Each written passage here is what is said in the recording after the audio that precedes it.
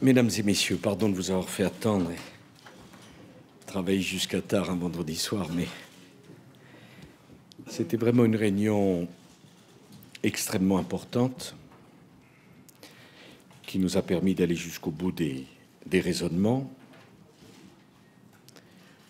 Les décisions qui ont été prises, c'est un cheminement. Les décisions définitives seront prises au mois de mars. Mais d'ores et déjà, qu'est-ce qu'il est acté? Il est acté que les pays membres de la zone euro doivent intégrer davantage leurs politiques économiques. Cela se traduira par des propositions qui seront faites par le président Van Rompuy dès le mois de mars.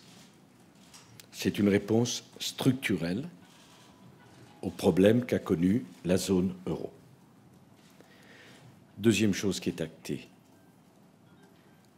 l'idée que les questions afférentes à l'euro et à son avenir soient traitées dans le cadre d'une réunion des chefs d'État et de gouvernement de la zone euro. Qu'est-ce qui est acté? L'idée qu'il nous faut un pacte pour renforcer notre convergence et notre compétitivité. Ce pacte concerne qui? D'abord les pays membres de la zone euro. Mais les pays non membres de la zone euro qui voudront adhérer à ce pacte, participer à ce pacte, pourront le faire. Autrement dit, en schématisant, il y aura trois types de réunions. Les problèmes stricts de l'euro seront traités à 17 dans le cadre des réunions des chefs de gouvernement et des chefs d'État de la zone euro, ou bien sûr dans le cadre des réunions de leur groupe des ministres des Finances. Les problèmes afférents au pacte de compétitivité seront traités dans un cadre que j'appellerai 17+, c'est-à-dire tous ceux qui voudront adhérer à ce pacte. Et bien sûr, il y aura les réunions du Conseil européen à 27. Au mois de mars, la décision a été prise de convoquer un sommet des chefs d'État et de gouvernement de la zone euro pour traiter ces questions, indépendamment du Conseil européen qui doit se tenir au mois de mars. Voilà, je ne peux pas vous dire à quelle date exactement, mais c'est la décision qui a été prise. Voilà, c'est donc une étape extrêmement importante qui est franchie, qui sera définitivement franchie au mois de mars, quand nous nous serons mis d'accord sur le contenu exact du pacte de convergence pour la compétitivité. Madame Merkel et moi, comme vous le savez, nous avons beaucoup travaillé sur cette question, nous avons décidé sur cette question, mais pour rassembler le maximum d'États autour de ces idées, nous avons choisi de ne pas mettre un papier sur la table et de demander au président Van Rompuy, sur la base des idées que nous lui avons fait passer, de rassembler le plus grand consensus, et nous déciderons au mois de mars. Et puis nous avons eu une longue discussion sur la situation en Égypte, qui a conduit à un communiqué sans ambiguïté des 27 Européens. Dans ce communiqué, nous condamnons avec une grande force les atteintes aux droits de la presse, à la liberté d'informer et les menaces qui ont été proférées ou commises à l'endroit des journalistes. Ces comportements et ces menaces sont inacceptables.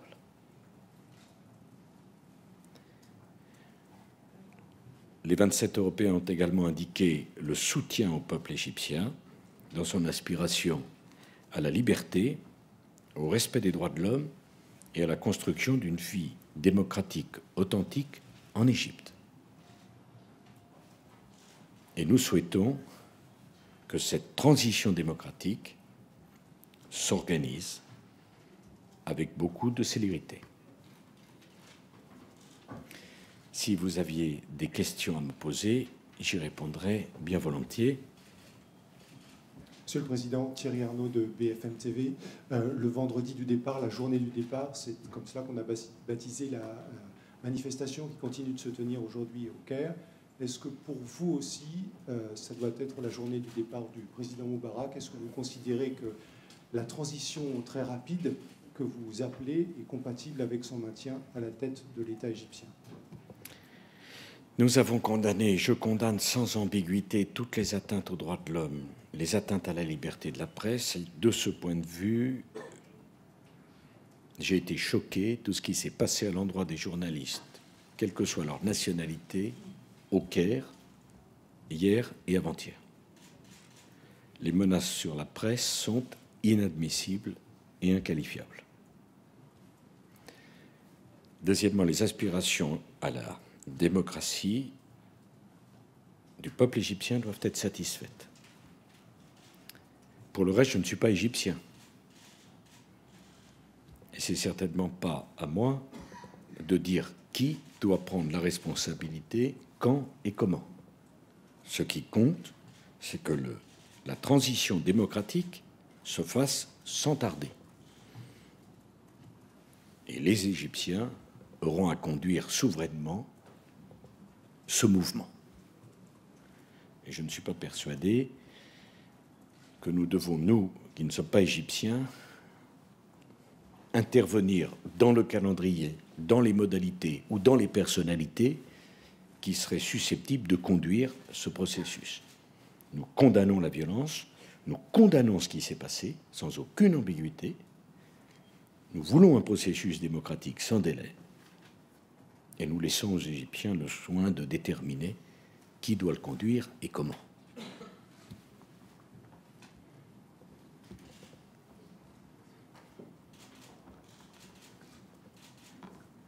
Nicolas Gros-Viren, Ouest France, sur les journalistes, quand même pas les brimades, peut-être, mais les intimidations continuent apparemment aujourd'hui. Est-ce que vous estimez qu'il faut aller un peu plus loin qu'une simple déclaration, qui est déjà une déclaration, et aller sur des gestes diplomatiques peut-être même plus forts, avec convocation des ambassadeurs égyptiens par les 27 ou des... Écoutez, ce qui s'est passé est inacceptable.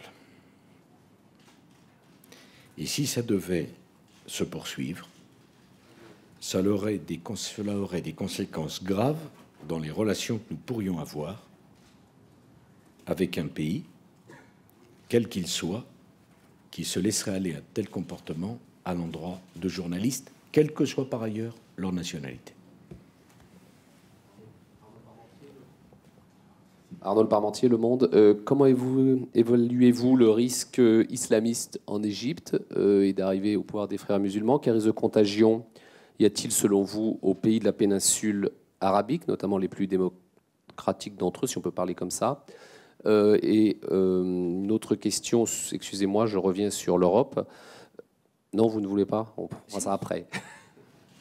Non, j'ai rien dit. D'abord, comment j'évalue? Je ne suis pas égyptien. J'aurais bien du mal à évaluer quoi que ce soit.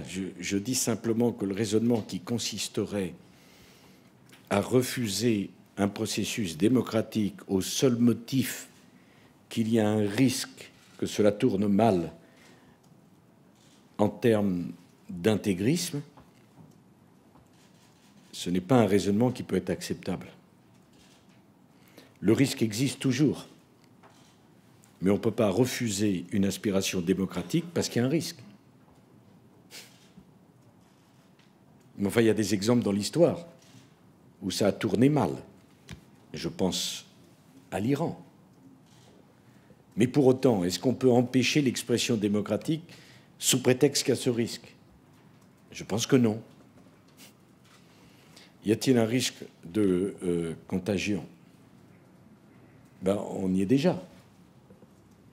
Si j'en juge par ce qui s'est passé en Tunisie et ce qui s'est passé en Égypte, même si comparaison n'est pas raison. Mais encore une fois, est-ce qu'on peut condamner une aspiration démocratique au motif qu'il y a ce risque? Non. Je vous essaye de vous répondre le plus sincèrement possible.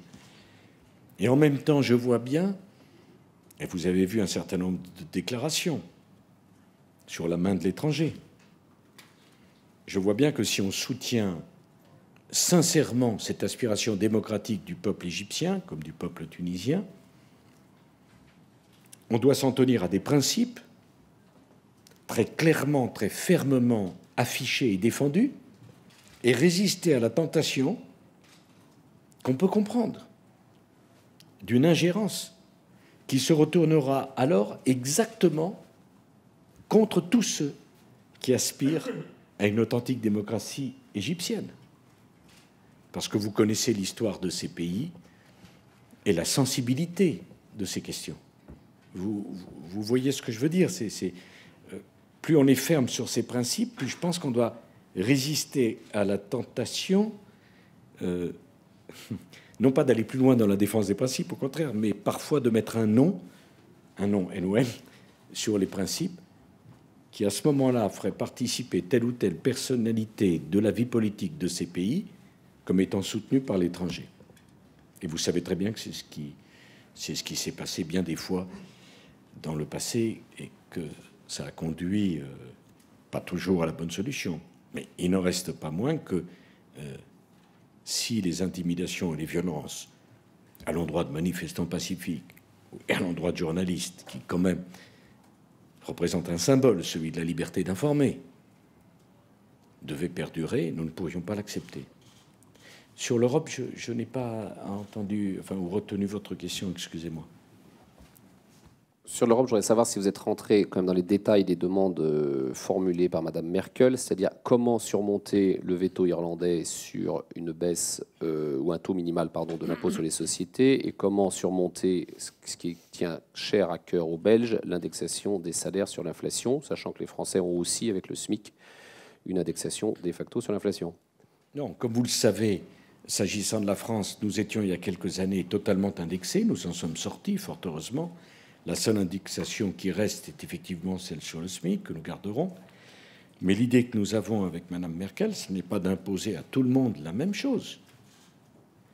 Et je prends l'exemple des retraites. Il ne s'agit pas d'imposer la même année de départ à la retraite pour tout le monde, alors même qu'en Europe, nous n'avons pas tous les mêmes critères d'espérance de vie, les mêmes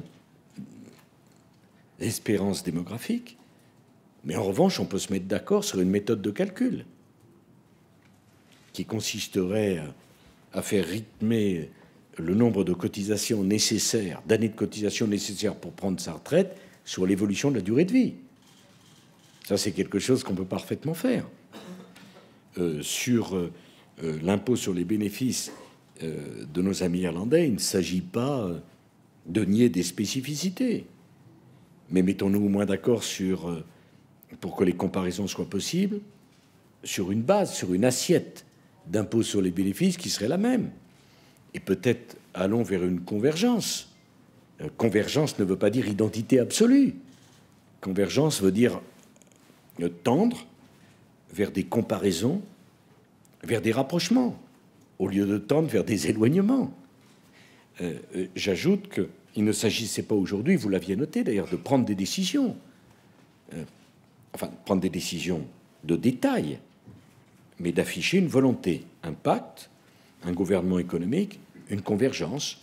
Herman Van Rompuy, aidé de M. Barroso, conduira ces négociations dans les semaines qui viennent, et à partir de ce moment-là, on verra quel sera le point d'arrivée. Il n'y a pas de rigidité. J'ai eu moi-même l'occasion de dire, par l'intermédiaire de l'un de mes collaborateurs, qu'on n'était pas d'accord avec toutes les idées qui étaient émises, et que ce n'est pas un drame. On est d'accord sur le principe. Un gouvernement économique, une convergence, une intégration des politiques économiques, des réunions de la zone euro pour les problèmes de l'euro, des réunions de la zone euro ouvertes pour les problèmes de pacte de compétitivité. Voilà, c'est déjà beaucoup ce qui a été fait aujourd'hui. C'est extrêmement important. Souvenez-vous des débats il y a un an. Souvenez-vous du débat il y a un an. Il y a un an ou un an et demi, le mot même gouvernement économique, c'était un mot... je crois que j'étais le seul à prononcer. Monsieur Sébastien Maillard du journal La Croix. Monsieur le Président, je reviens à l'Égypte. Vous avez, dès le soir de votre élection, évoqué l'importance de la Méditerranée. Vous avez lancé l'Union pour la Méditerranée en 2008. Est-ce qu'au regard des événements en Tunisie et en Égypte, vous dites que cette union, qui est d'ailleurs évoquée, je crois, dans les conclusions, c'est la méthode à suivre et qu'il faut la relancer, ou au contraire, c'était pas la bonne approche? Ce n'est pas un hasard que l'Union pour la Méditerranée, pour laquelle la France s'est tellement battue, est évoquée expressément dans le communiqué. Je crois que devant cette situation, non seulement l'Union pour la Méditerranée est nécessaire, mais qu'elle est indispensable, même s'il faudra sans doute attendre que la situation se stabilise un petit peu. De même que la France considère qu'il est absolument indispensable que le processus de paix soit relancé entre les Israéliens et les Palestiniens pour la définition de 2 États. Et recevant le Premier ministre palestinien hier, je lui ai indiqué combien la France serait heureuse d'organiser une conférence des donateurs à la condition expresse qui est une dimension politique. On voit bien combien la persistance de ce conflit, l'immobilisme sur la question de la sécurité d'Israël et d'un État palestinien complique une région qui est déjà en situation très éruptive. Peut-être une dernière ou 2 dernières questions. Monsieur le Président, Pascal Verdeau, France 3, Madame Ashton devrait se rendre dans les 15 jours en Égypte. Quel sera son mandat? Et puisqu'il s'agit aussi du baptême du feu, finalement, du nouveau service diplomatique européen, qu'est-ce que vous répondez à Yves Le Terme qui disait ce matin que Madame Ashton ne possédait pas l'espace politique suffisant pour pouvoir s'exprimer? Bref, en d'autres termes, est-ce que vous bridez Madame Ashton? Les grandes capitales. Oui, j'ai bien compris que ce n'était pas un message personnel. Non, Madame Ashton a un mandat qui a été défini par le communiqué de ce Conseil européen, et je suis sûr qu'elle le mènera à bien. Enfin, la conception que j'ai de l'Europe, c'est pas que 27 chefs d'État et de gouvernement doivent se taire parce que nous avons la chance d'avoir Madame Ashton. C'est que Madame Ashton s'exprime en notre nom collectif et que nous puissions, chacun d'entre nous, apporter notre modeste plus-value quand il y a besoin. Et il est certains pays de l'Union européenne qui connaissent mieux certains pays arabes que d'autres. Donc, non, elle a l'espace politique et on la bride d'autant moins qu'elle a à ses côtés comme principal collaborateur un Français de grande qualité, en la personne de M. Vimont, qui est le plus haut diplomate derrière Mme Ashton, ce qui a été une victoire pour la diplomatie française. Une dernière question, peut-être?